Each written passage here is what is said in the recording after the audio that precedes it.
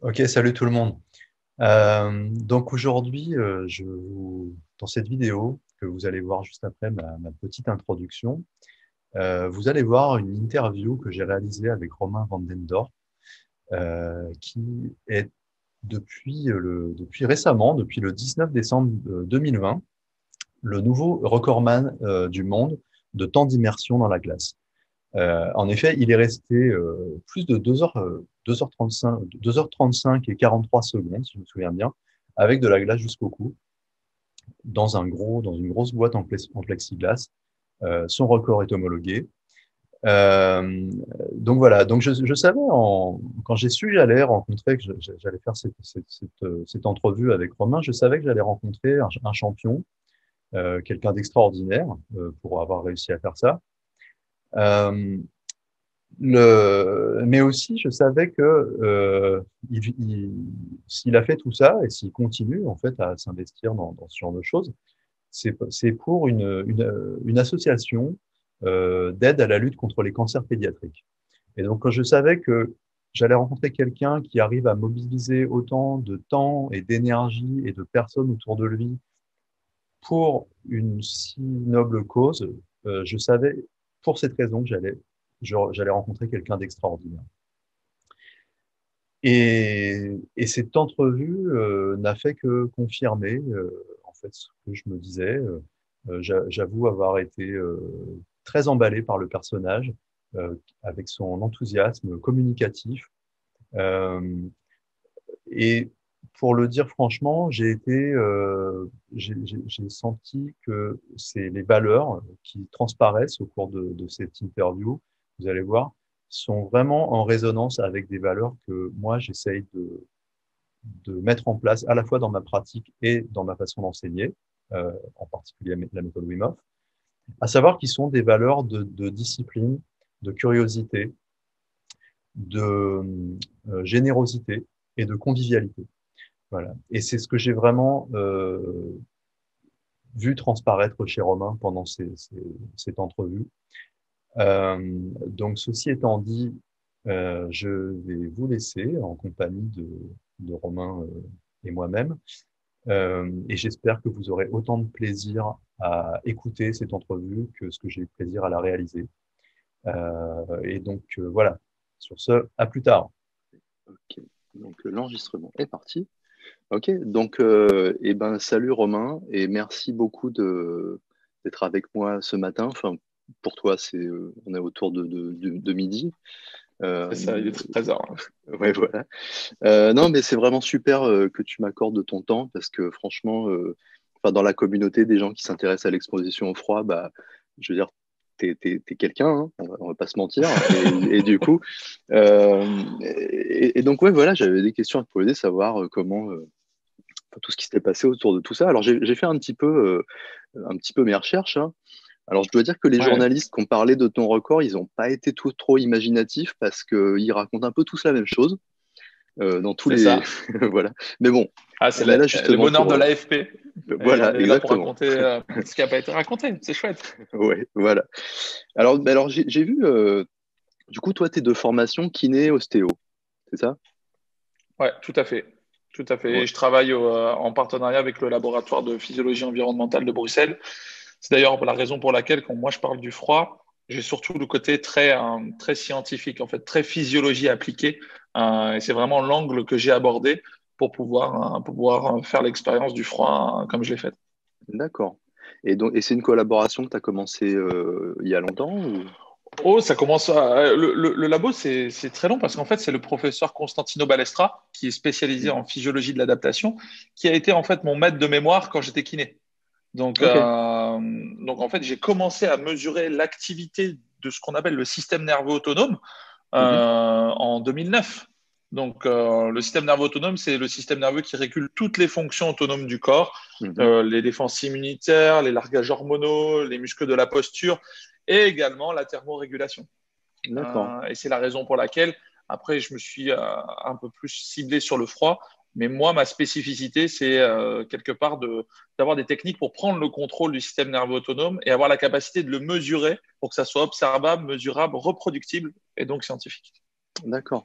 Non, ouais, intéressant parce que c'est vrai que moi, en regardant un peu ton profil, j'ai eu le sentiment il y avait deux choses qui se dégageaient. Il y a un intérêt évident pour le dépassement de soi Mhm.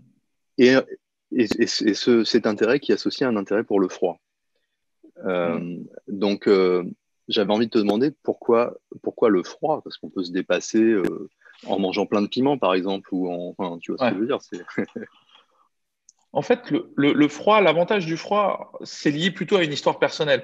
Ok, Moi, à la base, j'ai plutôt un caractère sanguin, impulsif. Moi, quand j'étais jeune et que je jouais au basket et que ça n'allait pas, hop, ça finissait en bagarre. J'avais ok. beaucoup d'émotions, beaucoup de Ne, colère ne à faites pas la même extérieur. chose. C'est- Exactement. Aux C'est auditeurs, à ne ne faites pas pas la même chose. reproduire, à bannir des Voilà, terrains de sport. Le sport n'est pas là voilà. pour ça. Ok, merci. Euh, et clairement, il a fallu trouver un moyen de réguler ça. Donc moi, la première fois que j'ai fait de la méditation, c'est simple, ça m'a gonflé. J'ai pas réussi à y rester plus de 10 minutes. J'y arrivais pas. Après, j'ai découvert l'auto-hypnose. Donc ça a été un peu plus sympa déjà. Ça me demandait quelque part de poser mon attention, réfléchir à des formes, des couleurs, des textures. Et puis à un moment donné, il y a eu un truc très mécanique, le froid. Quand tu vas dans le froid, bah, tu as une diminution de fréquence cardiaque, une diminution de fréquence respiratoire, une diminution du tonus musculaire. Finalement, quand tu restes dans le froid, après avoir passé la phase de Mhm. saisissement-excitation qui Ouais. potentiellement peut te faire basculer dans la panique, tu arrives véritablement à te détendre et à être confortable dans l'inconfortable. Et ce moment de détente, mais une fois que tu sors, tu le gardes. Mhm. Et donc, au début, le froid, ça a été un peu comme une autothérapie, en fait, quelque part. J'avais rencontré Augustine, qui était cette petite fille de 4 ans qui est décédée Mhm. d'une tumeur du tronc cérébral, qui m'avait mis énormément en colère vis-à-vis de sa prise en charge et de l'accompagnement qu'elle avait pu avoir. Et donc, je portais un petit peu cette colère. Et donc, j'ai commencé à me mettre dans l'eau froide parce que j'avais laissé traîner mon jacuzzi gonflable sur ma terrasse. Et c'est venu un peu comme ça. Donc, D'accord. vraiment, le début les débuts, c'est vraiment ça. C'est dans cette dynamique-là que je l'ai fait. C'est comme ça que j'ai rencontré le froid. Ah non, c'est Après, il y a eu intéressant. d'autres choses qui se sont positionnées. Il y a eu l'intérêt scientifique d'aller mesurer l'adaptation du corps, combien de temps le génome est capable de se modifier. Finalement, on a voulu comprendre comment ça fonctionnait. Et puis après, l'idée, c'était de se dire que, bah, en fait, si ça devient l'objectif de quelqu'un, tout le monde peut y arriver, tout le monde Mhm. peut le faire. C'est juste un entraînement, une adaptation. Bon, par contre, s'entraîner de manière régulière et efficace, ouais, ça demande de l'énergie et un focus, en fait. Ouais. Non, c'est intéressant parce que, enfin, bon, moi typiquement, on n'est pas là pour parler de moi, mais pour faire comparer les expériences. Moi, j'ai pas du Ouais, tout, vas-y, vas-y, vas-y. contrairement à ce que tu dis, un tempérament sanguin. Je suis quelqu'un de très calme dans la vie, etc. Mais c'est vrai que moi aussi, quand j'ai commencé la méditation, ça m'a gonflé aussi, quoi. Enfin, et j'en ai fait Ouais. longtemps et en fait, je me rendais pas compte à quel point ça me gonflait. Je n'arrivais pas à me l'avouer. Et c'est la première fois que je suis allé dans un bain de glace en fait, je me suis dit, ah, mais c'est ça la méditation, en fait. Ouais. Ça a été un déclic. C'est ça. Enfin, en fait, ouais, on m'a menti pendant tout ce temps-là, quoi. Enfin bon, c'était une aparté. Mais Non, mais je te enfin, oui, rejoins là-dessus, oui. hein. Mais donc, bon, du coup, voilà, l'intérêt pour le dépassement personnel. Donc, tu as parlé que tu avais eu un premier contact là-dessus sur l'auto-hypnose. J'ai Ouais. vu sur un site, enfin, sur une page internet, donc tu cites les travaux notamment d'un médecin, Claude Viraud, c'est ça? Ouais, tout Euh, à fait. alors, J'ai rencontré l'hypnose, suite à Rennes. pour les gens, on va dire pour les gens normaux, et moi y compris, l'hypnose, c'est à la fois des gens qu'on transforme en poulet sur une scène, euh, c'est des, c'est des gens qui cherchent des vies antérieures, et c'est aussi des choses un peu j'imagine. plus sérieuses. Donc, est-ce que Ouais. tu peux parler de Alors, cette approche? en fait, pour être très transparent, actuellement, j'utilise plus vraiment le mot hypnose parce qu'il est tellement connoté, tellement chargé, il fait tellement peur que des mots D'accord. comme hypnose ou comme transe, euh, on croit que c'est des trucs totalement abstraits ou totalement ésotériques. Ésotérique, ouais. Alors qu'en fait, quand on est scientifique, c'est très pragmatique. L'hypnose, c'est juste un état dans lequel on est là sans être là. On est ici, on est ailleurs. C'est un peu comme quand on conduit sa voiture et en Mhm. même temps qu'on est en train de conduire, on pense à autre chose. À un moment donné, on revient dans sa voiture. On se dit, mince, tiens, j'ai Ouais. pas vu le temps passer, j'ai raté la sortie. On était là sans être là. Eh ben ça, Mhm. rien que Mais ça, c'est un ça état qu'on pourrait aussi, considérer d'hypnotique. Tu vois, ouais, c'est l'état de conscience c'est modifié. ouais, c'est ce qu'on pourrait appeler un Non? état de conscience modifié. Moi, D'accord. j'appelle ça un état de conscience amplifié. En fait, c'est un Amplifié. état où il y a concentration et imagination. Et en fait, quand les deux sont présents, la physiologie est capable de s'adapter Mhm. finalement à cette imagination. C'est un peu comme si je te demandais d'imaginer très fort un citron, tu vois, de le Mhm. visualiser dans le détail, ce que les yeux peuvent voir, ce que les oreilles peuvent entendre, la peau, et t'imaginer croquer dans ce citron. Et si tu Mhm. l'imagines bien fort, que tu imagines le jus couler sur tes dents, sur tes langues, aller sur les papilles, dans la glotte, eh bien, naturellement, tu vas te mettre à saliver. Et c'est naturel. Mhm. Mais Ouais. c'est pas, en fait, c'est parce que ton système nerveux autonome s'adapte quelque part à l'imagerie que tu es capable de lui procurer.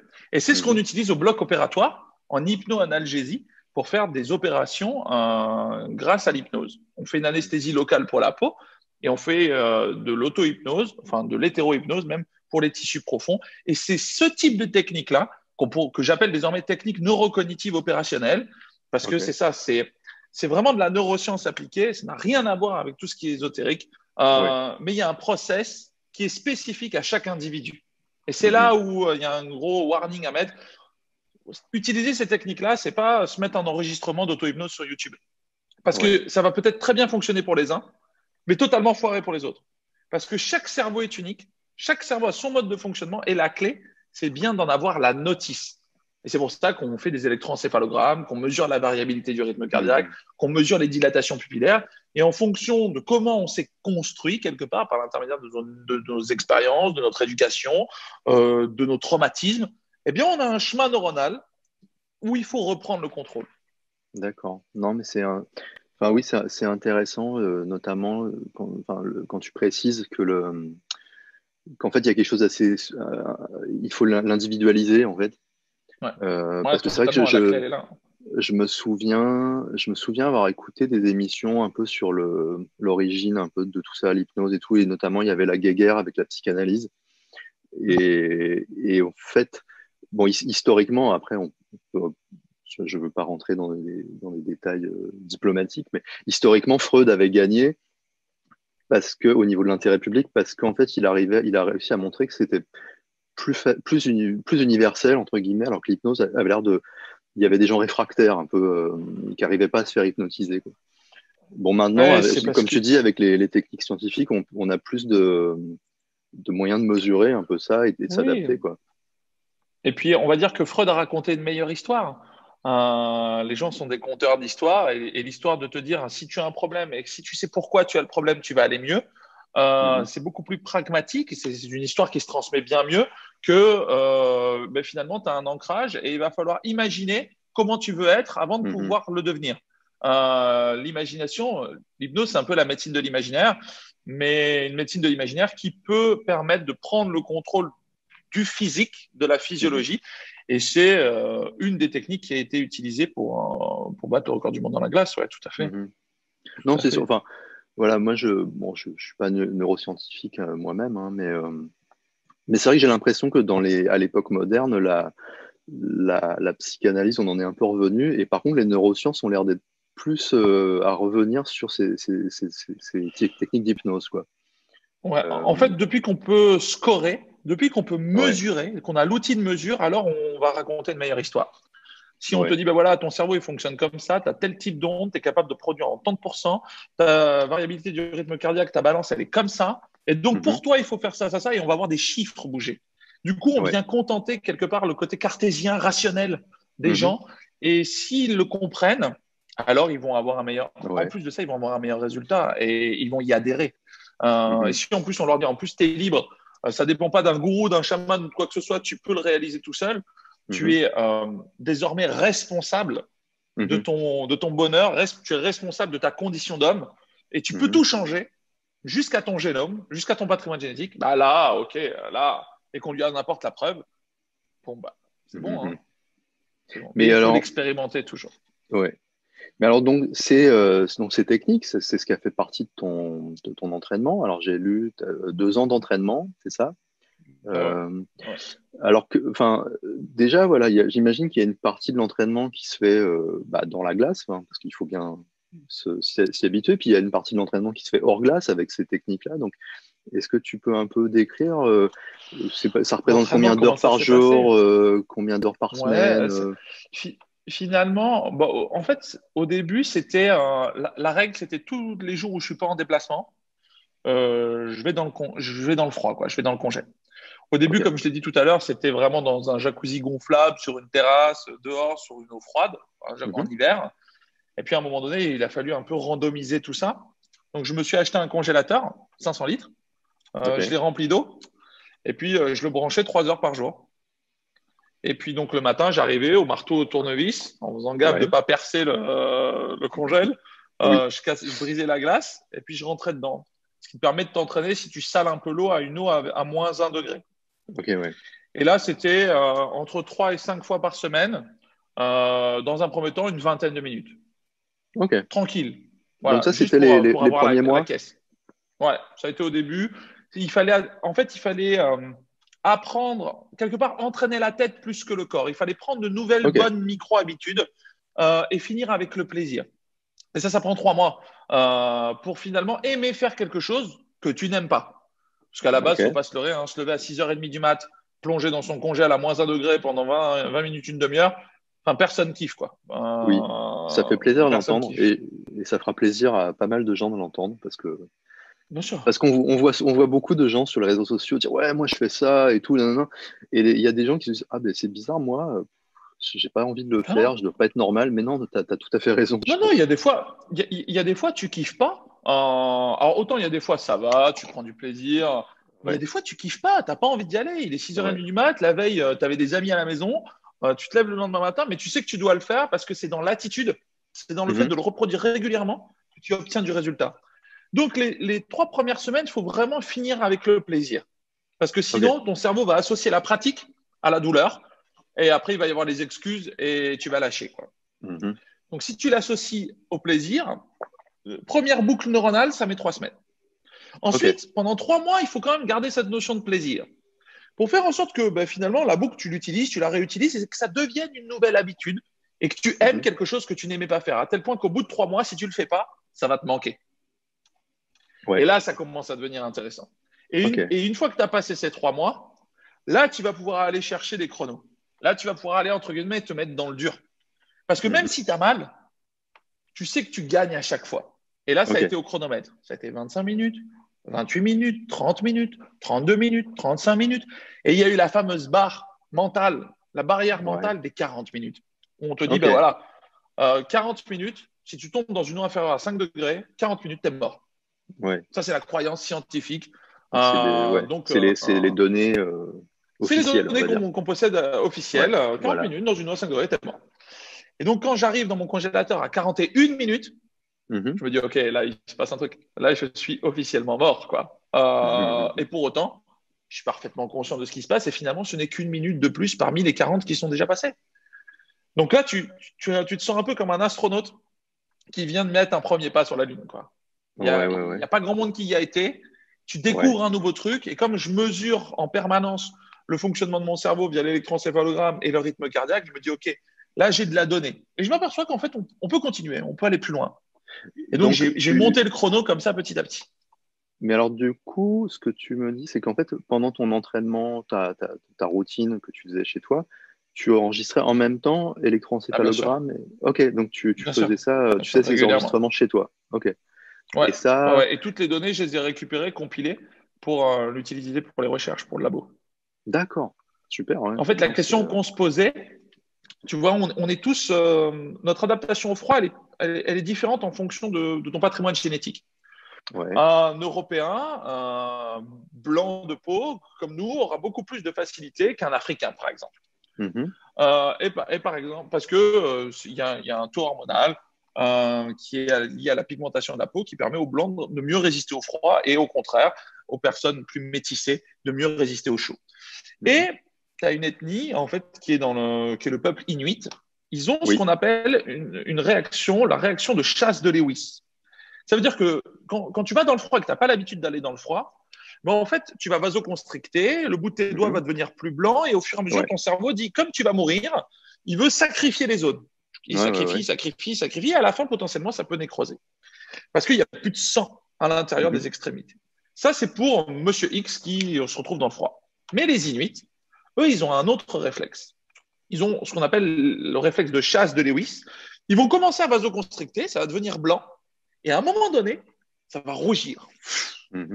Ouais. Parce qu'en fait, le cerveau sait qu'ils ne vont pas mourir, et donc il ne veut pas sacrifier de zone, et donc il va réinjecter du flux sanguin, il va reperfuser en fait l'ensemble de la structure. La question qu'on s'est posée au labo, c'était de savoir en combien de temps un Européen lambda qui n'a aucune entre guillemets, facilité génétique peut développer l'effet de chasse de Lewis, peut développer en fait ce nouveau réflexe vasomoteur. Parce que c'est lié à la génétique, c'est lié au gène. Oui, oui. Il y a un gène dans l'ADN qui nous permet de faire ça ou pas. Tu l'as ou tu ne l'as pas. Et depuis 2017, on sait que la génétique peut se moduler. C'est le domaine de l'épigénétique. Oui. Et donc là, on s'est dit ça.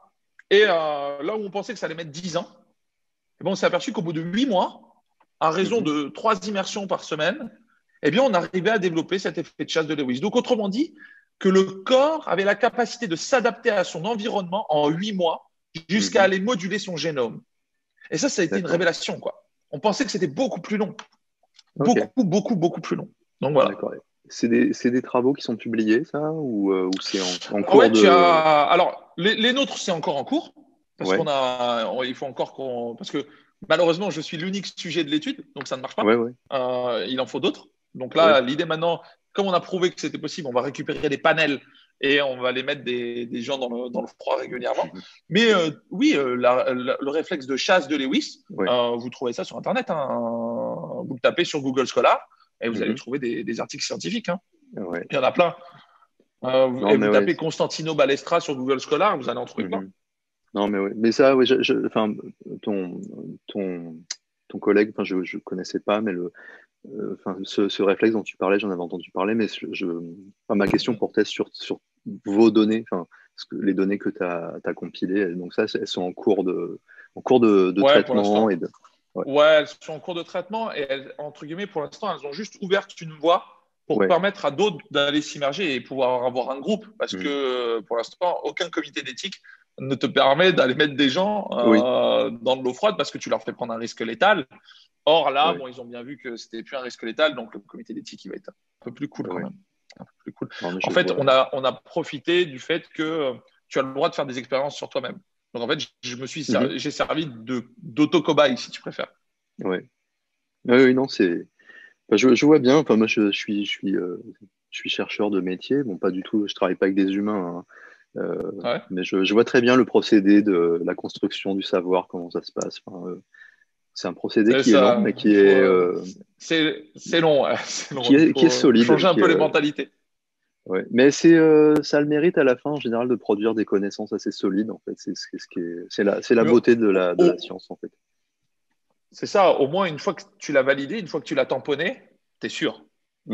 T'es sûr jusqu'à ce qu'il y ait une nouvelle étude qui vienne en fait de bousiller ce que toi tu as créé, mais c'est le but du jeu, quoi. Enfin, pour moi, je vois ça comme le but du jeu. Et bon, après, c'est vrai que on s'éloigne un peu du sujet, mais c'est vrai qu'en général, c'est assez rare que des études viennent vraiment détruire une autre étude. En fait, souvent, ça vient affiner un modèle plutôt que… souvent. Bon, c'est… Ou alors elles sont prix Nobel. Ouais. Mais alors du coup, donc on était à la barrière des 40 minutes. Et là, par contre, après, tu as l'impression qu'il y a un boulevard qui s'ouvre ou comment ça se passe? En fait, tu te dis que tout devient possible à ce moment-là. Donc, tu peux aller beaucoup plus loin. Et donc, je vais continuer à ce moment-là, la stratégie, c'est comme c'est l'inconnu, on y va petit à petit, quoi.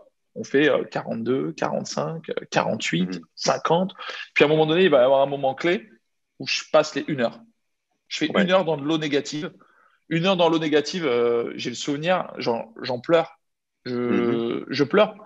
Alors bien sûr, il y a de la douleur, mais j'en pleure surtout d'un point de vue émotionnel. Parce que 1 heure, pour moi, c'était impossible. 1 heure dans de l'eau négative, n'importe qui est mort normalement. Donc là, je me dis, OK, le modèle que j'avais théorique, finalement, est bon, il est vrai. Je suis pas un allumé, je suis pas un fou furieux. J'avais vraiment raison. Je suis vraiment sur la bonne voie. Donc là, il y a toute la pression qui se largue. Et 1 heure dans l'eau négative, c'est fou, quoi. C'est totalement fou. Je vais aller jusqu'à 1h10 dans l'eau négative, à -1. Et finalement, quand j'arrive dans les glaçons, c'est beaucoup plus facile. Mais quand je dis beaucoup plus facile, c'est 3 fois plus facile, quoi. Ça veut dire que Là, tu vois, 1h10 dans les glaçons, j'étais descendu en température endocorporelle à 34,2 degrés, Ok. ce qui est bas, mais qui est une hypothermie modérée. Alors que le jour du record à 2h35 dans les glaçons, je suis à 35. C'est le début de Mhm. l'hypothermie légère. Ouais. Donc, il y a vraiment un gap où on aurait pu aller chercher 3h30 facile. Mhm. Vraiment. Ouais. Mais parce que l'entraînement avait été un complexe, en fait. Ouais, ouais, ouais, Entraînement ouais. dur, guerre facile, quoi, quelque part. Ouais. Non, mais ouais, Euh, ouais, c'est intéressant. Ouais. T'as poussé le. Ouais, tu t'es astreint à un régime particulièrement, enfin, sévère pour qu'en fait le jour J, en fait, t'étais dans des conditions. Le jour J, c'était la récompense de toutes Ouais, ces heures d'entraînement tout seul dans ton garage, dans ton congèle à ouais, 6h30. Souvent, tu vois, ils m'ont posé la question, ah, mais il y avait des gens qui vous surveillaient à l'entraînement. Ah, j'allais pas demander 3 à 5 fois par semaine à 6h30 à un mec de venir me surveiller. Non, ouais, il y avait ma femme, il y avait mes enfants, j'avais un défibrillateur semi-automatique, je leur avais expliqué comment s'en servir. Je leur avais ouais. dit, voilà, s'il m'arrive quelque chose, vous me séchez, vous me sortez, vous appelez le 112 et vous me branchez l'électrode et c'est tout, quoi. Ça s'arrêtait là, Ouais. quoi. Oui, oui, non, c'est sûr. Bon, moi, Et il y avait de la enfin, prudence, par contre. voilà, ben, c'est sûr que voilà, moi, en tant que, enfin, comme j'enseigne la méthode Wim Hof, enfin, j'enseigne ce genre de choses, je dis toujours aux gens, attention à la sécurité, évitez de faire ça seul, etc. Mais il y a un moment donné où on arrive à se connaître assez soi-même, à son corps, pour se dire, bon, bah, Ouais. là, je sais que je peux le faire Puis seul, quoi. il y a tous les scopes, quoi. Ça veut dire que moi, Ouais. je suis sous scope, j'ai toutes mes variables et j'ai la capacité d'analyser mes variables. Après, il faut toujours Mhm, se méfier de soi-même et de ses biais cognitifs. Donc, j'avais mis des alarmes. Et la règle, c'était si une alarme sonne, même si mhm. tu te sens bien, surtout si tu te sens bien, tu Ouais, sors. ouais, Donc, ça, c'est la règle. C'est une alarme sonne, tu sors et le chrono est terminé. Même si tu te sens bien, tu veux rester, tu sors. Tu ouais. sors. Dès que ça sonne, tu sors. Ça, c'était une Ça, ouais, règle pour l'entraînement. ouais. Ça me semble raisonnable. Mais, C'était un garde-fou, hein. Il y avait des vrais risques, bah hein. ouais. Donc, Mais alors du coup, parce que bon, là, donc d'après ce que tu me dis, enfin, t'étais connecté de partout entre guillemets. Enfin, tu disais même que tu avais ta température corporelle qui était ouais, mesurée. en ingérant une petite pilule, hein. Ah, c'est ça, avec du Ah, Bluetooth ou de la Wi-Fi, non ça, ou c'était des ondes radio. des ondes radio, ok, d'accord. Ouais, Et bon, des ondes radio. et après qui s'évacue. Après, ouais, c'est Voilà. à usage unique, hein, Voilà. je la récupère Oui, pas. oui. Voilà. J'imaginais bien. Non, j'en avais entendu parler de ces trucs-là, ouais. Mais ouais. Non, mais voilà, donc par exemple, voilà, parce que là, tu me dis que tu avais toutes ces connexions et tout, voilà, qui te permettaient d'avoir des alarmes au cas où. Mhm. Mais alors, si on essaie de transférer ça pour, je sais pas moi, des gens que ça intéresse de se pousser un peu ou quoi, mais qui n'ont pas accès à tout ce matériel, il y a l'histoire il y a enfin, de la petite voix intérieure, quoi. À quel moment la petite voix intérieure, on peut lui faire confiance ou pas? Parce que tu dis, si je me sens bien, attention, mais il y a des fois où, enfin, tu vois ce que je veux dire? Si par exemple, si Je tu dirais dis, que la règle, en fait, il y a les critères objectifs et il y a les critères subjectifs. ouais, Oui, bien sûr, sur les sensations, c'est un gros critère. À un moment donné, on se fie quand même un peu à son intuition. Mais à tout ouais, critère subjectif, en ce qui me concerne, il faut y rajouter un critère objectif. C'est-à-dire que la règle en milieu naturel, par exemple, ou quand j'ai aucun moyen, la règle en mhm, milieu naturel, c'est zéro risque. Zéro risque en milieu naturel parce que tu peux pas te réchauffer tout de suite, parce que si tu es en ouais, altitude, ça peut être très vite compliqué, parce qu'il y a le manque d'oxygène. Enfin bref, zéro, il peut y avoir du courant, tu peux galérer à remonter et tout ton sang-froid qui va être périphérique si tu te mets à courir ou à devoir forcer, il va revenir au niveau central, tu risques en fait la crise cardiaque. Donc la règle en milieu naturel, c'est zéro risque. Tu restes dans le domaine du confortable.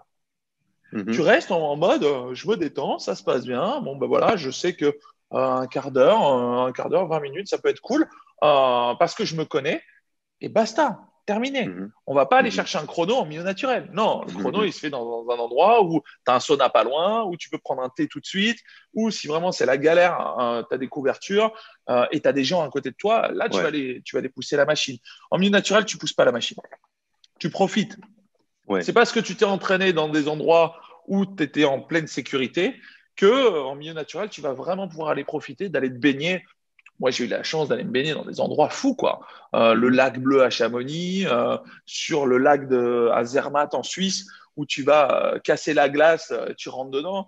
Ah, c'est juste dingue. Et si demain je dois aller en Laponie, j'ai la chance, je pourrais me baigner en Laponie. Enfin, c'est canon, mais c'est parce que tu t'es Ouais. entraîné que tu peux faire ça, quoi. Ouais. Oui, Ça c'est doit, en milieu tout. naturel, ça doit rester un plaisir. Toutes les heures que tu as passées à la salle de sport à soulever des poids, c'est ce qui permet après, dans la vie de tous les jours, de soulever des valises, C'est des ça. cartons, des trucs comme ça, voilà, mais sans te blesser, quoi. Exactement pareil. Ouais. Ouais, c'est ça. Non, ouais. C'est un entraînement. Mais non, ouais, ça fait plaisir à entendre enfin, cette histoire, enfin, ce que tu racontes sur le fait de le zéro risque, tout ça. Mais parce que, mais au cours de l'entraînement, par exemple, je sais que par exemple, tu t'es fait un programme et tu dis, tiens, aujourd'hui, je dois arriver à 1h10, mais il y a la Mhm. petite voix intérieure qui dit, ouais, aujourd'hui, je le sens pas, Ah, mais bah en là, même tu vas temps, pas. il va pas, ok, tu vas pas, Tu le ouais, sens. même Ah, si, là, c'est une règle de base. Tu le sens pas, tu vas ok, pas. ok, Il y a deux règles comme ça. C'est tu le sens pas, tu vas pas. Et il y a s'il y a quelque chose qui sort de l'ordinaire, mhm, tu sors. ok, Et ça me rappelle, par exemple, un jour où j'avais un entraînement programmé à 45 minutes. Et à 43 minutes, je sens qu'il se passe un truc. Il se passe un truc ouais, parce que je ne sens plus ma fréquence cardiaque. Mais en même temps, je suis dans la joie. Je suis totalement euphorique. ouais, Je me sens bien, je suis détendu, mais je sens bien qu'il n'y a plus de fréquence cardiaque, ouais, quoi. Et là, je me dis, et j'ai pleinement conscience de ça, et je me dis, OK, à 43 minutes, là, il faudra quand même aller regarder l'enregistrement. Il s'est passé un truc. Et heureusement, tu vois, 2 minutes après, je sortais. ouais, Et je me suis dit, bon, bah, OK, 45 minutes, oh, j'y resterai bien encore. Mais comme ça a sonné, c'est la règle, je sors. ok, Je sors et puis après, boum, je vois l'enregistrement. Et en fait, à 43 minutes, pendant 30 secondes, ma fréquence cardiaque s'est totalement arrêtée. ah oui, Je suis dans ce qu'on appelle la zone, ce que les apnéistes, en fait, connaissent. Une ok, décharge d'adrénaline et d'amphétamine. Autrement dit, une excitation et une détente à la fois, quoi. ok, Et, et à ce moment-là, c'est génial parce on est euphorique. Hein, c'est comme si on prenait un shot de cocaïne, quoi. C'est la même chose, ouais, mais parfaitement naturel. Mais c'est extrêmement dangereux. ouais, j'imagine, ouais, On y reste, derrière, on claque. ouais, ouais, ouais, Donc pendant 30 secondes, je suis à zéro et après, je repars. ok, Donc et, oui. Et là, en fait, la clé, c'était de se dire, c'est en dehors de l'ordinaire et même si c'est positif, je sors quand même. ok, ouais, Ça, c'est aussi une règle. Tout ce qui va sortir de l'ordinaire doit vous faire sortir. mhm, Parce que ouais, vous ne gagnez pas en une immersion.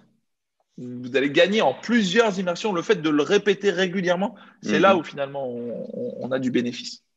Et ça, c'est à la fois par l'habituation du corps et le travail mental qu'on gagne ce truc Ouais, en graduel. fait, Enfin, il y a vraiment l'adaptation physique, la ouais, sollicitation régulière au froid, ouais. et en même temps, au niveau du mental, ça le forge en fait. Hein. Mhm, On fait l'exercice pendant qu'on est dans le froid. Alors on peut bien sûr le faire en dehors, mais pour moi, ça n'a rien à voir. mhm, Le challenge n'est pas le même. J'ai le souvenir de m'être entraîné assis dans le froid, en plein vent, en plein hiver, pendant 1 heure et demie. mhm, Oui, c'était un travail d'immobilité, c'était un travail de vraiment, on vient apprivoiser son mental, mhm. mais c'est pas totalement transposable. C'est pas Ok. ça aide, mais c'est pas là où on va vraiment bénéficier vraiment de l'entraînement. Tu veux courir et il faut t'entraîner en courant, quoi. Ben là, c'est Mhm, pareil. Tu veux aller plus loin dans le froid, il faut le solliciter et en même temps, il faut solliciter le mental. Il faut faire les deux à la ouais. fois. C'est mental et physique. Et bien sûr, il y a tout un process respiratoire pour pas se laisser embarquer par sa respiration. Mhm, Alors là, je sais pas ce que toi t'en penses. Je sais que Wim Hof, il parle beaucoup d'un certain type de respiration où il travaille des apnées, enfin des rétentions en mhm. inspi, en expi, ce qu'on retrouve dans les techniques respiratoires de yoga. Hein. Oui, tout Euh, à fait, ouais. Moi, personnellement, j'ai pas une calibration de la respiration qui est spécifique. Par Mhm, contre, la clé, c'est que j'en ai toujours le contrôle. ouais. Ça veut dire que dès qu'elle s'emballe, je la ramène Ouais. à un rythme lent, en fait, quelque part. Ben ça Euh, rejoint l'approche enfin, qu'on a dans la méthode Wim Hof parce que la technique respiratoire à laquelle tu fais référence, où on enchaîne ses apnées, enfin hmm, voilà. En fait, c'est quelque chose qu'on travaille hors exposition au froid. C'est un exercice séparé. ouais, Donc ça n'a rien à voir. C'est un exercice respiratoire ouais. en soi. Par contre, lors de l'exposition au froid, en fait, la clé, c'est juste la respiration contrôlée en insistant plutôt sur l'expire que sur l'inspire. Donc c'est vraiment Mhm. le contrôle par la respiration nasale Et par exemple, en inspirant sur 3 secondes et en expirant sur 6 secondes. Ça va être aussi simple que ça. Donc, j'ai l'impression que ça rejoint ce que tu dis. En fait. Ouais, tu prends le focus sur ta respiration parce qu'à chaque fois que tu vas expirer, tu vas induire ce qu'on appelle un tonus parasympathique, c'est-à-dire diminution de fréquence cardiaque, diminution de fréquence respiratoire, diminution du tonus musculaire et vasodilatation. Donc, quand tu souffles, tu ouvres tes vaisseaux et la clé dans le froid, c'est faire en sorte que le sang continue de circuler jusque dans les extrémités. Donc, il faut réussir à aller ouvrir tous ces petits vaisseaux. Oui, tout à fait. C'est ça l'idée. Je te rejoins là-dessus. Ouais. Et alors, donc là, donc petit à petit, tu arrives à la fin de tes 2 ans d'entraînement. Et donc, à quel moment tu sais que le record du monde est quelque chose, et ça ne sera pas de la science-fiction? Enfin, à quel moment tu te dis c'est bon, ça va le faire? Eh ben, en fait, je m'entraîne tout l'été et arrive le mois de septembre. Et là, je vois notre cher ami Joseph Kelsberg faire 2h30 dans la glace. Ouais, alors ça, que septembre, fin septembre. C'est ça, Et là, en fait, j'ai mon téléphone qui brûle parce que moi, j'ai organisé l'event qui avait été repoussé plusieurs fois avec le Covid où j'avais annoncé que j'allais faire 2h15 dans les glaçons. Mais je m'étais jusqu'alors jamais entraîné dans les glaçons. Je savais que ça serait plus facile, mais de combien? J'en avais aucune idée. Et moi, je faisais 1h10 dans l'eau négative. Donc, pour moi, dans ma tête, j'étais très loin de 2h30.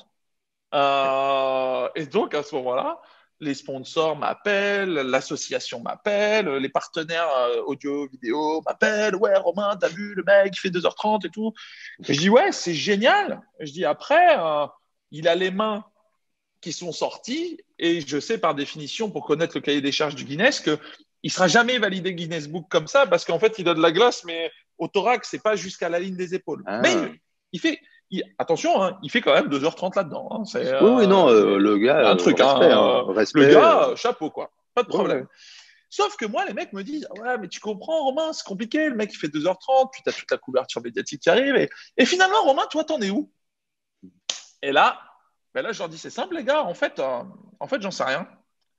Donc me voilà parti le lendemain à appeler mon pote qui fait des glaçons. Je lui dis, voilà, tu vas me préparer une tonne de glaçons. À partir à Leroy Merlin, qui est un magasin de bricolage chez nous en France, à acheter des planches, à visser mes planches, à repartir chercher les glaçons, à foutre ça dans le coffre de ma voiture et à appeler mes copains kinés, dire, voilà, demain matin, là, à midi, sur la pause déjeuner, vous allez prendre vite fait votre pause déjeuner, mais vous allez surtout venir me jeter des glaçons sur moi, là, jusqu'à la ligne des épaules, parce qu'il faut que je fasse un chrono, il faut que je sache finalement combien de temps je suis capable de faire. Et j'avale la petite capsule et je me suis dit, c'est très simple. Je sais qu'à 33 degrés de température endocorporelle, ça signe la fin de l'aventure. Hypothermie où tu rentres en hypothermie sévère, donc tu peux potentiellement perdre conscience, donc là, tu vas pas plus loin. Là, c'est vraiment la limite de chez la limite. Et donc, je suis en extérieur, il y a du vent, on est dans le nord, je suis sur le parking d'un de mes cabinets de kiné. Enfin, c'est totalement à l'arrache, ce truc-là.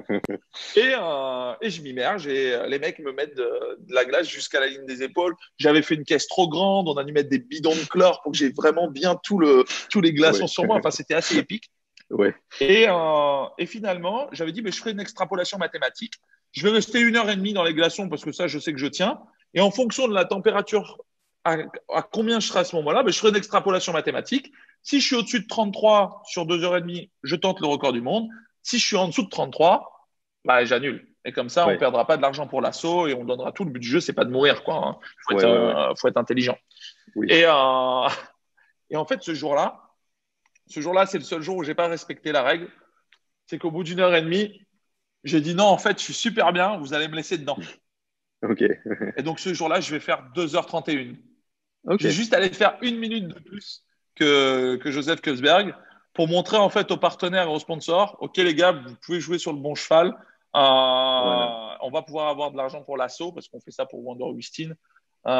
Et du coup, allez-y, vous pouvez être confiant, vous aurez entre guillemets la visibilité, retour sur investissement, quoi. C'est ça ce qui se passe.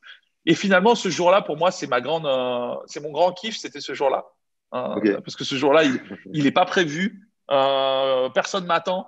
Je suis en mode tout seul avec. Je suis un peu en mode avec ma bite et mon couteau, tu vois, avec en train de galérer, tu vois. Et ça reste un super moment avec mes équipes. Je revois mes collaborateurs me regarder en mode qu'est-ce qu'il fait le boss, il a pété les plombs. Et de se dire putain, mais en fait, il est en train de battre le record du monde, mais il est en train de l'éclater comme ça devant nous à la one again. Et je dis, maintenant, on va jusqu'au bout. Maintenant, on va aller le faire. On va aller faire 2h31. Et donc, ouais, et c'est à ce moment-là que je sais que finalement, la glace, ça le fait, quoi. Ça va le faire. En fait, je le touche. J'y suis. En fait, j'y étais déjà avant, mais je ne le savais pas. Et donc là, on est en septembre-octobre, dans ces eaux-là. Là, on est fin septembre. L'event est programmé 19 décembre. Ouais, et là, ouais. il va y avoir une période assez complexe, en sachant que tu as couru le marathon avant le marathon.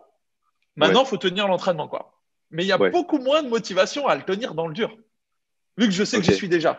Donc là, il va y avoir une phase assez complexe qui finalement va se terminer à Zermatt en milieu naturel, où là, je vais faire une bêtise, je vais mettre à courir pieds nus dans la neige à 3000 mètres d'altitude. Et là, je vais perdre toute la peau de mes doigts de pied, mais sévère, parce que j'ai pas pris en considération l'altitude et le manque d'oxygène qui était quand même plus présent qu'à 2000 ou qu'à 1000. Et là, j'ai failli perdre le bout de mes doigts de pied à 3 semaines avant le record, quoi. Ah oui, c'est malin ça. Donc, voilà, j'arrive au record, j'ai encore des ampoules sous les pieds, quoi. J'ai encore de la peau morte sous les pieds en me disant, ok, ça va être chaud, quoi. Ça va être chaud. Ça m'a mis un peu en fait, si tu préfères, ça m'a rechallengé pour que les 3 dernières semaines, je m'entraîne dur. Mais c'est marrant parce que du coup, c'est peut-être ça qui t'a. Parce que comme tu dis, c'est un ennemi mentalement pour la motivation. La démotivation, c'est un des pires ennemis parce que, comme tu dis, tu avais déjà battu le record, tu le savais. Donc après, va trouver les ressources mentales pour t'y remettre, c'est compliqué. Et là, en fait, avec cet accident, tu redeviens en mode guerrier, quoi. Je vais y aller. Ouais, en fait, tu récupères la peur, tu vois. Et en fait, la peur, pour moi, est indispensable pour avancer. La peur doit être canalisée pour être une ressource, mais le mec qui n'a pas peur, il est fou, hein. On est bien d'accord. Et lui, il prend un vrai risque, quoi. La peur, il faut la garder, hein. La garder. Non, c'est un très bon enseignant, la peur, moi, j'estime. Ouais. À partir du moment où, comme tu dis, on la canalise. Ouais. C'est ça. Et donc là, t'es programmé donc le jour du record, juste alors, le jour du record, bon, là par contre, tu n'avais pas l'air d'être branché à plein d'appareils. Non. Non, parce que pour le Guinness, tu dois être débranché, quoi. Même la température. Dans le cahier des charges. La température, non, j'avais pris une petite pilule. Donc ça tu l'as quand même eu. Qui permettait d'avoir la température. Ouais, ça on l'a quand même, et c'est pour ça que je sais que je descends qu'à 35. Là où les médecins qui étaient là, ils ont halluciné parce que ils ont dit mais normalement il devrait être beaucoup plus bas. Il devrait déjà être en hypothermie sévère, il devrait déjà être mort. Et c'est là qu'en fait on observe. Et tu vois par exemple on a observé des trucs incroyables, c'est les applaudissements m'ont permis de remonter la température. La température elle est remontée quand les gens m'applaudissaient, la température remontait. C'est dingue. Donc voilà, c'est des trucs assez dingues, assez dingues. Enfin, toi, tu te souviens de tout ça ou tu étais dans un état de conscience un peu altéré En fait, il y a eu des phases. Il y a des moments où j'étais très concentré, où j'étais parti dans mon imagination, et des phases où j'étais pleinement présent. J'ai le souvenir d'avoir vu des gens, de leur avoir fait des clins d'œil, d'avoir fait des signes de tête. Et en même temps, voilà, quand on va dans le froid est une certaine forme de maître. Il nous fait des fois sortir des émotions qui sont bien enfouies. Et oui, moi j'ai ressenti la joie comme j'ai ressenti la colère, la rage. Tu passes par plein de phases en fait. Tu passes par plein de phases, ce qui est assez intéressant d'ailleurs. Ouais, parce que j'ai lu, tu as dit que ta première heure était maîtrisée et par contre après tu t'es arrêté dans les interviews. Ouais, parce que c'est assez complexe. On va dire que la première heure, j'avais fait pas mal d'entraînement d'1 heure. Donc tenir 1 heure, c'est classique. En fait, c'est facile parce que je l'ai tellement fait que ça allait. Après, il va y avoir finalement le no man's land entre 1h10 et 1h50. 1h10 et 1h50. Pourquoi 1h10 et 1h50 ? Parce que 1h10, c'est le premier record de Wim Hof. Donc, je l'ai bien en tête. Et je me dis, OK, là, en fait, le mec, lui, il l'a fait à Times Square, celui-là, quoi. Donc, je me dis, OK, t'es à ce niveau-là, quoi. T'es à ce niveau-là, et je repense, chaque fois que je passe 1h10, je pense à Wim Hof. Et je me dis, OK, sacré mec quand même. Il a ouvert la voie. Il a montré que c'était possible. Et voilà, je suis là. Et après, il y a 1h50, parce que 1h50, c'est le record du monde officiel qui a été le sien, parce que je crois qu'il avait fait 1h51. Et après, il y a un Asiatique et un Chinois qui a fait 1h52 c'est ça, juste pour, entre guillemets, prendre le titre. Et, Oui. et en fait, je me dis, OK, que ce soit le deuxième record de Wim Hof ou le chinois, 1h52, c'est resté la référence pendant très Mhm. longtemps. Ouais. Donc, voilà. Mais entre 1h10 et 1h52, il n'y a rien. Il n'y a Ouais. rien. Il y a pas de, tu peux pas te rattacher mentalement à quelque chose. Mhm. Entre guillemets, il n'y a pas de. Moi, j'aime bien dire ça, c'est un concurrent partenaire. C'est-à-dire que moi, que ce soit Wim Hof ou l'Asiatique ou même Joseph Kelsberg, je les remercie parce qu'ils m'ont aidé, quoi. Parce Mhm. qu'à chaque fois, je me suis dit, c'est un peu comme au CrossFit, quoi. Le gars qui est à côté de toi, j'espère qu'il va être très fort. J'espère qu'il va être très fort parce qu'il va m'aider à me challenger, à moi, à encore monter d'un cran. Alors que sans Ouais. lui, si je m'entraînais tout seul à la maison, j'y serais pas allé. Oui, oui. Donc ils m'ont beaucoup aidé là-dessus en me disant, oh, allez, ok, vas-y, tu vas pouvoir aller l'accrocher, tu peux suivre cette voie-là. Mhm. Donc, je me suis servi de ça pour, hop, encore un petit peu, et puis encore un petit peu, et puis encore un petit peu. Et donc, oui, dans cette période-là, ouais, tu te traversais par plein d'émotions, hein. Genre, Ouais. qu'est-ce que tu fais là? Après quoi tu cours? Mhm. Est-ce que c'est ton ego qui t'a emmené là-dedans? Ou finalement, est-ce que tu le fais vraiment pour les bonnes raisons? Mhm. Est-ce que c'est pas le truc du toujours plus? Enfin, il y a plein de réflexions sur toi-même et sur la situation qui est totalement folle, quoi. Mhm. T'es dans une tonne et demie de glaçons. Enfin, ouais, ça Ouais. pourrait être considéré comme débile, tu vois, pour la plupart des gens, et je peux le comprendre, tu vois. Ah, je C'est pense quoi qu'il y a, l'intérêt, quoi? il y a une grande partie de l'humanité pour qui c'est un peu Ah ouais, bizarre, je pense, de faire ça. Mais c'est pas ouais, grave. c'est sûr. Je pense Mais toujours ouais, non, c'est pas à grave, parce que c'est un chemin, quoi.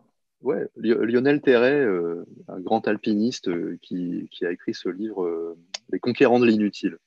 Et le titre est magnifique parce que c'est exactement ça. À quoi ça sert en fait Mm. d'aller en haut des plus grands sommets? Ça sert pas à grand chose, mais bon, on Ah, le fait quand même justement parce que c'est inutile et donc c'est beau. Il n'y a plus que la beauté qui compte à ce stade. Enfin, ouais, puis ouais, une certaine forme, tu vois, ça calibre ta vie. Moi, pendant deux ouais. ans, c'était ma priorité, tu vois. Ça m'a fait lever le Mhm. matin tôt, ça m'a fait aller m'entraîner, ça m'a fait rencontrer des gens incroyables, ça m'a fait aller dans des endroits incroyables.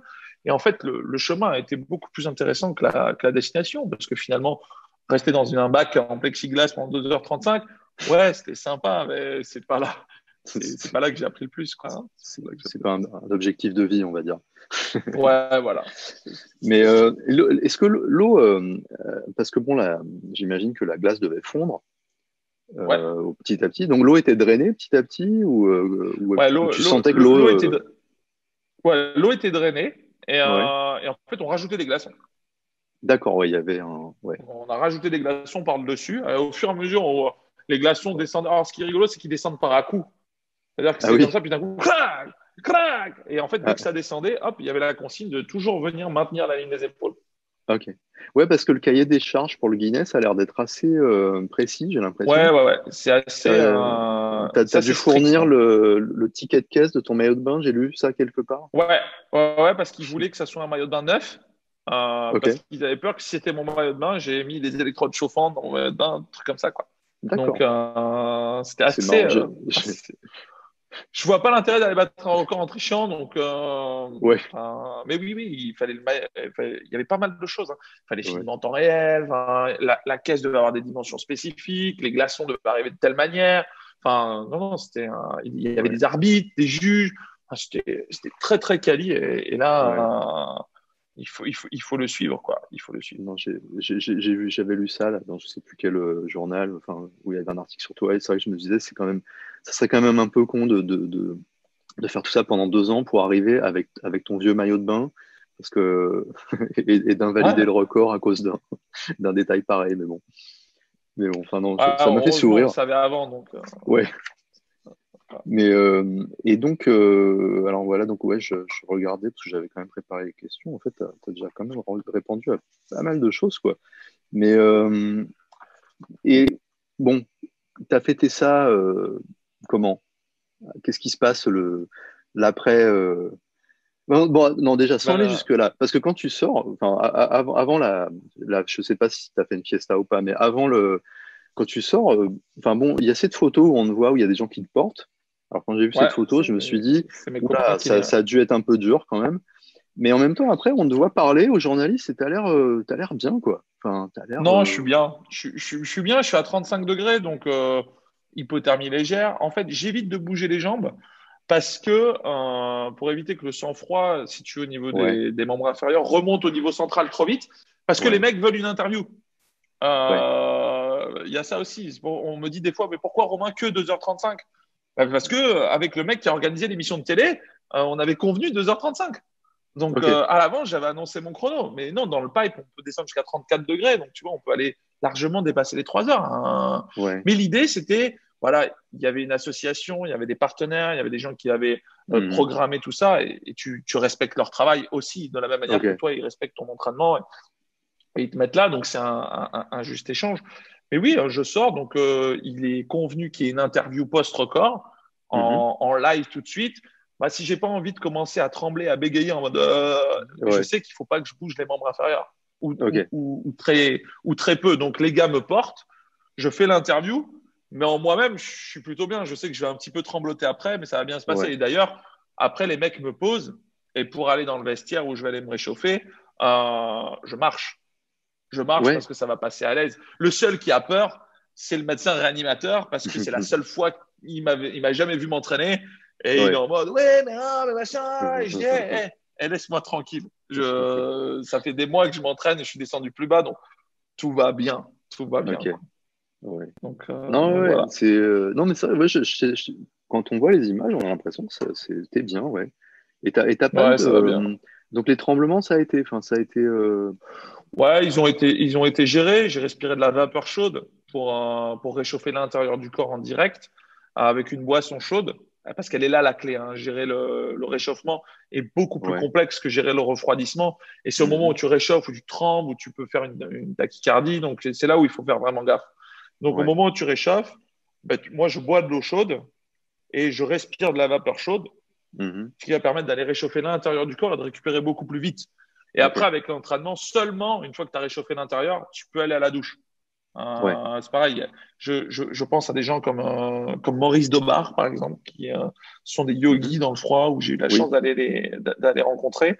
Ils ont une dynamique pour se réchauffer qui est très spirituelle, dans laquelle, on fait une immersion d'eau froide, ensuite on va courir dans la neige, on se jette dans la neige parce que là on a chaud, et puis derrière, il faut gérer le frisson thermique, il faut surtout pas, faut se couvrir et c'est tout. En fait, Mhm. non, si on reprend de l'eau chaude, qu'on respire de la vapeur chaude, arriver à un moment donné, pour casser en fait ce frisson thermique permanent qui va amener de la fatigue Mhm. et de la lisse de cellules musculaires, on peut aller à la douche chaude, mais que dans un second temps. Et ce Ouais. qui évitera la fatigue, du coup. Ce qui te permet de te réentraîner dès le lendemain, Mhm. sans courbature, même quand tu as Ouais. frissonné fort. Donc, je Mhm. préfère, il y a l'épreuve, mais dans la dynamique de l'entraînement, il y a aussi la récup. Et la Ouais, ouais, récup a ouais. été tout aussi importante que l'entraînement en lui-même. Mhm. C'est pareil, des choses bêtes, mais moi, j'ai beaucoup de déplacements professionnels pour des conférences ou des séminaires sur la prise de contrôle du système nerveux autonome. Froid plus avion, ça fait pas bon ménage du tout. Ouais. Tu t'entraînes le matin dans le froid, tu prends un avion à 13 heures, tu arrives le soir, c'est comme si tu avais la grippe, hein, et tu n'as pas Ouais. compris. Eh ben D'accord. ouais. Donc, il y a des trucs à pas faire et que j'ai découvert. Ouais. Ouais. À ton corps défendant.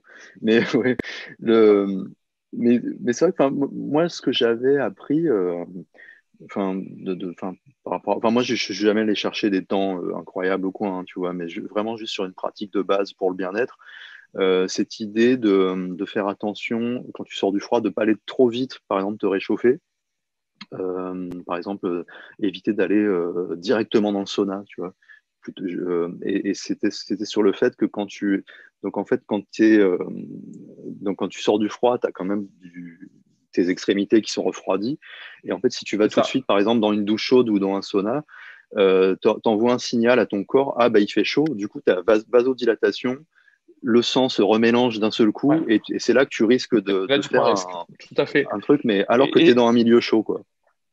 ouais, en fait, ce qui se passe, c'est que il faut vraiment pas jamais appliquer du chaud directement sur une zone périphérique.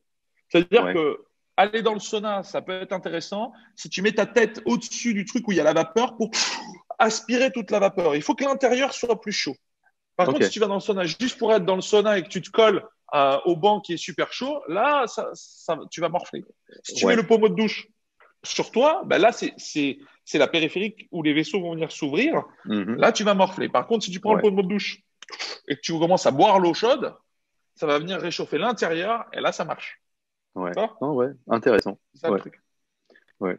Non, Et donc, on arrive au moment où, ouais, après, donc enfin, voilà, tu as célébré tout ça, c'était. Eh ben écoute, ouais, le après le jour J, bon, il y avait Covid, tout ça, donc c'était un peu, c'était en Ouais, comité restreint. oui, Je me suis retrouvé chez moi avec ma famille qui était là. ouais, Et c'est bête, mais je me suis vu passer. On a un journal chez nous sur M6 qui s'appelle le 1945. ouais, C'est une chaîne nationale, tu vois. Et ouais, je me vois ouais, passer au journal. En fait, je regarde le journal de ouais. 19h45 comme ça. Ouais, Et je me vois passer à la télé, quoi. Et je me dis, ah, mais c'est fou, quoi. En fait, ouais, tu passes à la télé, ouais, c'est cool, quoi. Et ouais, donc, j'ai bu un coup. J'ai bu un coup parce que ça faisait un moment que j'avais pas bu d'alcool. ouais, Donc, ouais, ouais, pendant 2 ans, globalement, mis à part un cas exceptionnel, mais j'avais totalement balayé ça de mon quotidien. Après, j'ai ouais. jamais été un grand buveur d'alcool, hein. C'est pareil, quand j'ai fait l'Ironman, je buvais pas. Mais une fois de temps en temps, pourquoi pas, tu vois, c'est Oui. pas, Oui, non, c'est après, c'est chacun pas mort d'homme, son. en tout cas pour moi. C'est ça. Voilà. Je Pour sais que moi, en tout cas, il y a vraiment. Joseph Keberl, je crois bien que il était dans une ville et le maire de la ville l'a accueilli à la sortie du bain de glace avec une bière. Voilà. Ah ouais. Mais bon, Donc, froid et bière, ouais, alors pas tout de suite, hein, parce que ouais, je l'alcool pense. vasodilate. Ouais.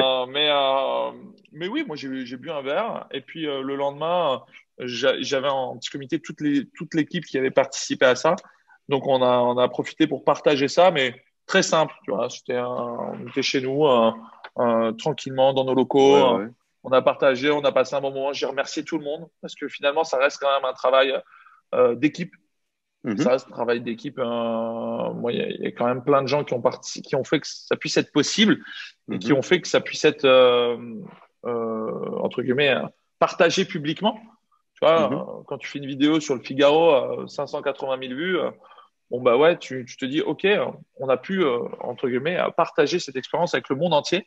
Tu te retrouves à Bangkok Post, tu te retrouves avec ton nom mhm, traduit en hindou, en hindi, en chinois. Tu dis, mhm. ouais, c'est cool, quoi. Ouais, Au moins, ça montre aux gens que c'est possible. ouais. Non, mais Ouais, c'est et chouette, qu'il ouais. faut pas forcément être spirituel ou qu'il faut pas forcément être dans une dynamique ésotérique que, bah non, tu le fais, tu t'adaptes. Si ça devient ta priorité, tu peux y arriver. Mhm. Après, libre à toi d'en avoir envie ou pas, hein. Oui, non, bien sûr. C'était le Ça, truc, c'est voilà. pas. C'était Ouais, ça. ça Voilà, chacun. je le ferai pas tous les jours non plus, quoi, hein, Mhm. clairement. Mais du coup, enfin, voilà, parce que ça m'amène un peu à la suite, parce que bon, enfin, après, je voudrais qu'on parle de ton assos Wonder Augustine, mais juste avant de passer à ça, euh, au moment où au moment où le record est battu ou quoi, qu'est-ce que tu dis? Tu dis bon bah allez, j'ai un objectif sur un nouveau record, ou bien tu dis bon bah allez, c'est fini tout ça. Enfin, maintenant je m'entraîne. Parce que en fait, je pense à ça parce que j'ai entendu plusieurs, euh, enfin au cours de ces 20 dernières années, on va dire, c'était assez récurrent dans des interviews de sportifs de haut niveau. Tu vois, par exemple, j'ai entendu parler de cyclistes qui disent bah, une fois que j'ai pris ma retraite, que je faisais plus le Tour de France, je suis jamais remonté sur un vélo. D'autres sportifs qui disent bon bah moi 2 ans de préparation pour une médaille olympique, après c'était 6 mois de dépression. Enfin, comment, je sais pas. C'est ouais, ouais, non, mais c'est une très bonne question. Je te dirais que en ce On qui doit me sentir un concerne, je vide suis un peu. après.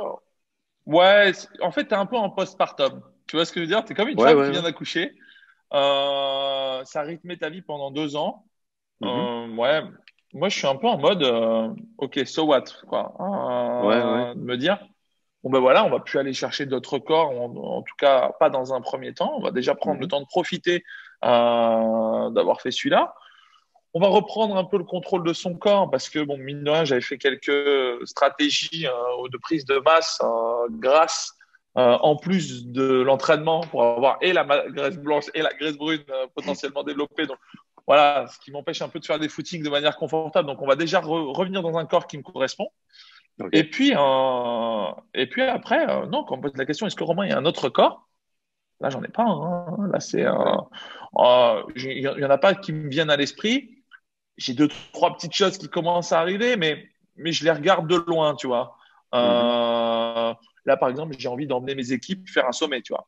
Je leur ai dit, Ok. bon, c'est les 10 ans de la boîte. on va pas se faire un resto, une fête ou un truc comme ça. Non, non, je vous embarque avec moi.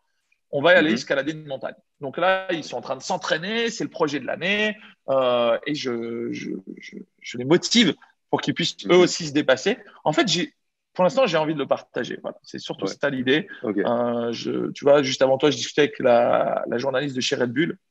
Elle me dit alors, le prochain record, machin, tout ça. Je dis là, tout de suite, j'en ai aucune idée. Puis, j'y trouve aucun intérêt. Donc, tant que ça fait pas sens pour moi, il y aura rien. D'accord. Maintenant, je suis pas à l'abri qu'un jour, il y a un truc qui me traverse la tête et tous mes potes le savent. Bah ouais, Romain, il y a 4 ans, il faisait l'Ironman dans moi. Là, il a battu le record du monde dans la glace. Il est comme ça. Il y a autre chose qui va venir le chatouiller à un moment ou à un autre. Ouais. Mais on va dire que je vais le prendre comme ça vient. Là, pour l'instant, j'observe un peu la place que ça me laisse, tu vois. Ça a laissé un vide. Et il faut prendre le temps tranquillement de s'asseoir, d'observer ce vide et pas forcément d'y remettre tout de suite quelque chose. Ouais. Voilà, je suis vraiment dans cette dynamique-là. Je veux dire, OK, laisse la place, laisse le temps, décante le truc, quoi. Ouais. Et puis, on a quand même du mal à se rendre compte, quoi. Enfin, moi, je sais que j'ai du mal à me rendre compte, de me dire, même quand j'ai reçu un message avec le truc du Guinness Book, où c'est un pote qui m'a envoyé ça. Ça y est, t'es sur le site internet, machin, tout ça. Tu vois ton nom, ton prénom. T'as limite un peu l'impression que c'est pas toi, quoi. Donc, je pense que ça prend un petit temps. Ça prend un petit temps. Et puis voilà, faut pas se faire absorber non plus parce que t'as plein de médias qui t'appellent, t'as des interviews, t'as des sollicitations. Ça, c'est que passager, quoi. Enfin, ça, c'est les paillettes, mais tu communiques, mais c'est pas ça la vie, quoi. Enfin, en tout cas, pour moi, le sujet, il n'est pas là. On n'a pas fait tout ça pour ça. Je suis très content pour l'assaut. Mais maintenant, ce qui m'intéresse, c'est le partager pour que les gens puissent se l'approprier et le déployer dans leur vie à eux et comme eux ont envie de le faire. C'est ça le plus important. Tu vois, je suis un thérapeute à la base. J'ai fait, si je peux limiter la souffrance ou la diminuer ou la transformer à grande échelle, bah, tant mieux, quoi. Parce que là, j'ai vu passer ça sur Instagram, je crois, mais tu ouvres un centre où tu modifies le sang dans lequel tu bosses. Enfin, En fait, on a agrandi notre cabinet. C'est un projet qui était là depuis longtemps. Et l'idée, c'est de faire une cellule de performance physique, mentale et diététique. Dans lequel la valeur, c'est le dépassement de soi et pas la performance. C'est important parce que il faut pouvoir valoriser, j'ai une bêtise, Madame Bichon qui a 40 kilos à perdre et Mitch qui a les abdos saillants et qui est super bien équipé. Eh bien, Madame Bichon, elle a peut-être plus de valeur de dépassement de soi que Mitch en fonction de l'entraînement. Et c'est important du coup de valoriser Madame Bichon plus que ce qu'on est capable de valoriser Mitch si Mitch ne s'est pas donné, quoi, s'il ne s'est pas envoyé. Et l'idée pour ça, il y a vraiment une méthode où tu peux programmer ton mental, ta diététique et ton corps pour pouvoir y arriver. Donc, c'est un projet qui a été monté par les équipes et par moi-même pour pouvoir proposer ça aux gens de manière plus large, en fait. Oui, il y aura des entraînements dans le froid. Pour l'entraînement mental, ça en fait partie, mais c'est un tout. J'ai vu qu'il y avait un baby-foot sur les photos. Ouais. Donc, je me suis demandé à quel moment intervenait le baby-foot dans la préparation. Mais bon, t'es pas obligé de répondre.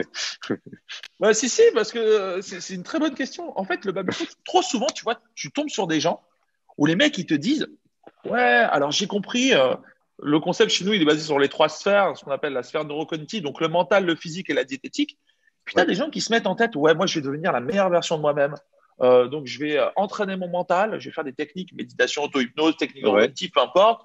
Derrière, je vais faire du jeûne intermittent parce que je sais que c'est bon pour moi. Ou je vais manger végétarien, je vais arrêter l'alcool, tout ça. Et puis je dis, je vais entraîner mon corps, je vais faire du sport régulièrement et tout. Et en fait, les mecs, en faisant ça, ils n'ont pas compris une chose, c'est que s'ils s'arrêtent à ça, ils vont devenir très chiants. Ils vont devenir très, très, très, très chiants. Ils vont perdre tous leurs potes. Parce qu'ils vont perdre finalement la sphère la plus importante qui englobe toutes les autres sphères, c'est la sphère sociale. Et notre espérance de vie est conditionnée au nombre de relations qualitatives qu'on possède. C'est l'université d'Harvard qui a lancé ça. C'est la plus longue recherche qui existe. Il y a 4 directeurs de thèse. Je crois ça fait une petite centaine d'années où ils sont dessus. Et désormais, on sait que c'est ça la clé, quoi. Donc, le baby-foot, il est en plein milieu Et il est là pour rappeler que oui, on peut Ouais. entraîner son mental, oui, on peut entraîner son physique, mais si à un moment donné, tu dois arrêter tout ça pour juste faire une partie de baby-foot avec un mec que tu aimes bien et juste pour rigoler, passer un bon moment, eh ben c'est ça le plus important. Ouais. Plus que tout le reste. Parce que moi, j'en ai vu des profs de yoga, des profs de méditation qui arrivent au cabinet. Oh, je suis mal, je suis stressé, j'ai pas fait ma méditation pendant 3 jours. Non, mais allô, les gars. Ouais. Enfin, vous avez pété les plombs. Hein. Foutez-vous la paix, quoi. Mais Soyez heureux, quoi. franchement, enfin, je t'avoue, j'ai posé cette question plus sur le côté, enfin, c'était plus sur le côté un peu humoristique, quoi, parce que j'étais étonné de voir Ouais. ce baby-foot.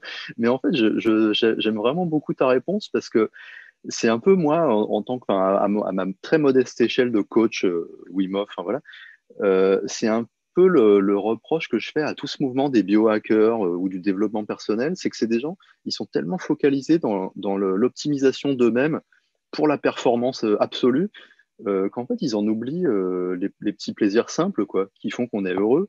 Et C'est enfin, ça? passer du temps avec ses potes, enfin, C'est ça? C'est ça, c'est moi, je partage largement ça. aussi Hein. important de, Ah, enfin, bah, pour moi, on vit pour être heureux. ouais. Hein.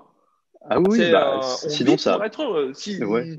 Sinon, ça va pas, ouais, sinon, t'es là pour rien, quoi. Sinon, laisse ta Ah place, mais quoi. Enfin, non, non, donc, oui, si vaut pour être mieux. heureux de temps en temps, il faut, je dis une bêtise, boire un coup avec tes copains et faire une partie de baby-foot et scratcher ta méditation du soir, parce que d'habitude, ta méditation, ça dure 2h30 et ça commence à 20h, Ouais, bah ouais, laisse-toi la liberté de le faire, c'est aussi ouais. possible, quoi.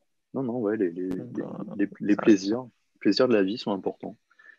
Ouais. Ouais, tout à Mais fait. alors, du Tout à coup, fait. enfin, bon, ça m'amène, parce que je ne vais pas te garder trop, enfin, quand même, Ouais. ça me fait très Surtout plaisir que de dans 10 t'écouter. minutes, j'ai un, ouais, dans 10 minutes, j'ai un autre rendez-vous.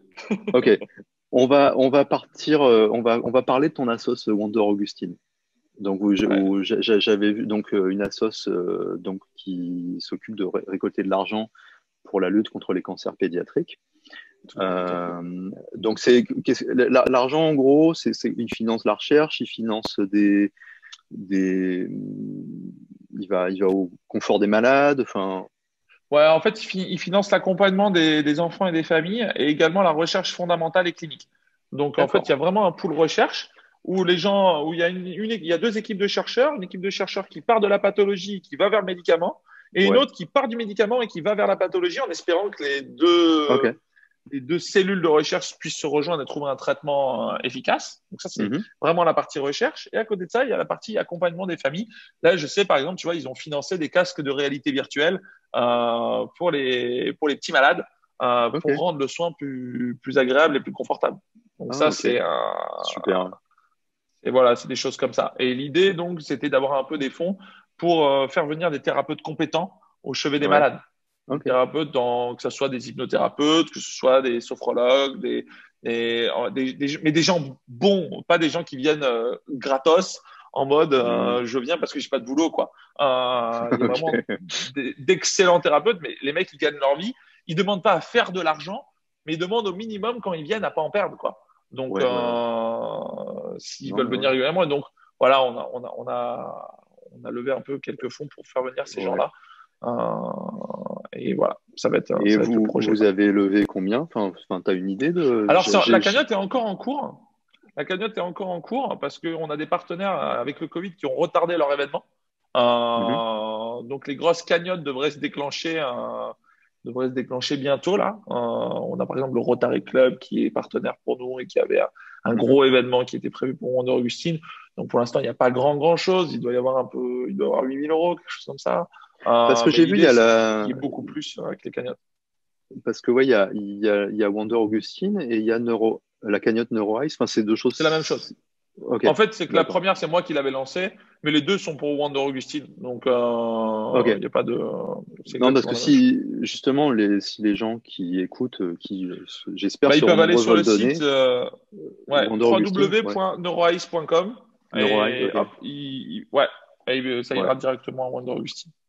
Parce que j'ai vu sur un journal que ça en était à un moment à 218 000 € Ah de non, récolter. non, non, Non? jamais. Ah Non, ouais? bah, en tout cas, pas à ma connaissance. Ok. Bon, J'ai jamais vu ça. ou c'est peut-être moi qui ai mal lu, 218 hein. 000 euros, je pense que j'aurais reçu un coup de téléphone quand même. Ouais. Non, la dernière fois que j'ai eu des nouvelles de la cagnotte, parce que c'est vraiment l'asso qui gère ça, moi je les ai laissés totalement maîtres de cette partie-là. Ouais. Je crois qu'il y avait entre 5 et 8 000 balles, tu vois. Ouais.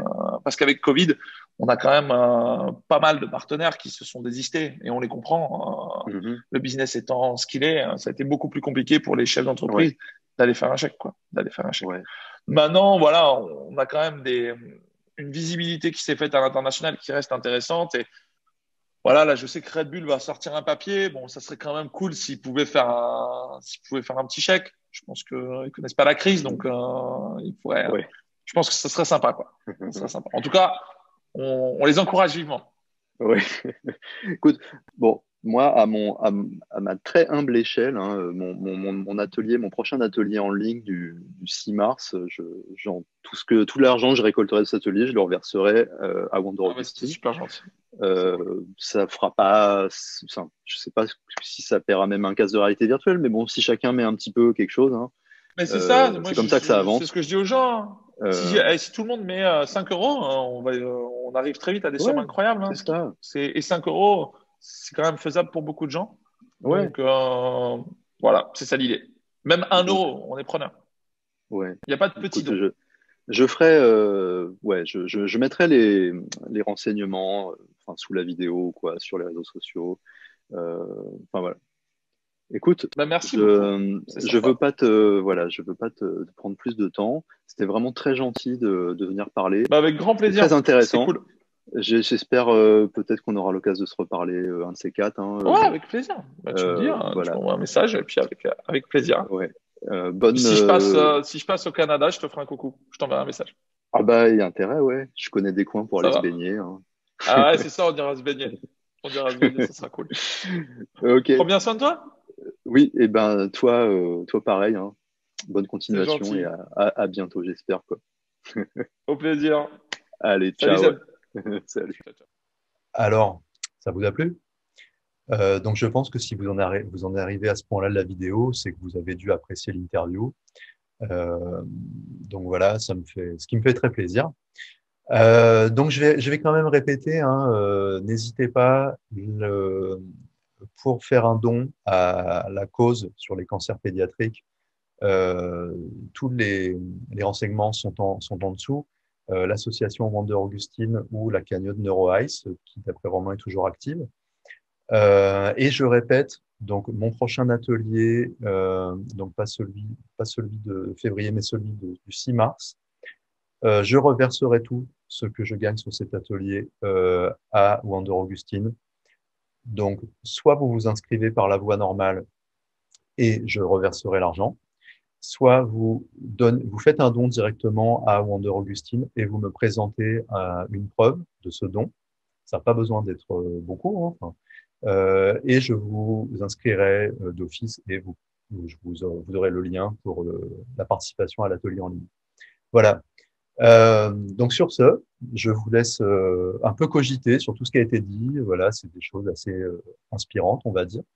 Moi, c'est vrai que enfin, les gens qui me connaissent un peu savent que en général, mon angle d'enseignement et de présentation de la méthode Wim Hof, hein, en général de la respiration du froid et tout, est plutôt orienté sur le bien-être que sur les performances.